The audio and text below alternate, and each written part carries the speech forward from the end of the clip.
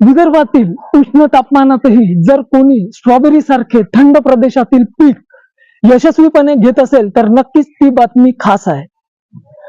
गडचिरोली जिल्ह्यातील मुलचेरा तालुक्यात स्ट्रॉबेरी लागवडीचा प्रयोग यशस्वी झाला आहे. रसाळ फळांना तब्बल 400 रुपये प्रति किलो दर मिळत आहे.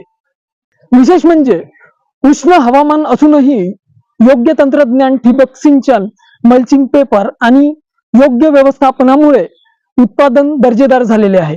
या प्रयोगाला शेतकऱ्यांचा चांगला प्रतिसाद मिळत असून उत्पादनही चांगले आले आहे.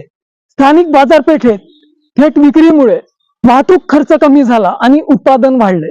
मित्रांनो, बदलत्या काळात पारंपरिक पिकासोबत विविधीकरण करणे गरजेचे आहे. योग्य मार्गदर्शन आणि नियोजन असेल तर अशक्य काहीच नाही. आपल्या शिवार आपला व्यवसाय. शेतीत नवनवीन प्रयोग करा आणि यशाची नवी उंची गाठा. आणि अशाच व्हिडिओसाठी चॅनलला सबस्क्राईब करा, फॉलो करा आणि व्हिडिओ जर आवडला असेल तर लाईक, कमेंट, शेअर नक्की करा. धन्यवाद.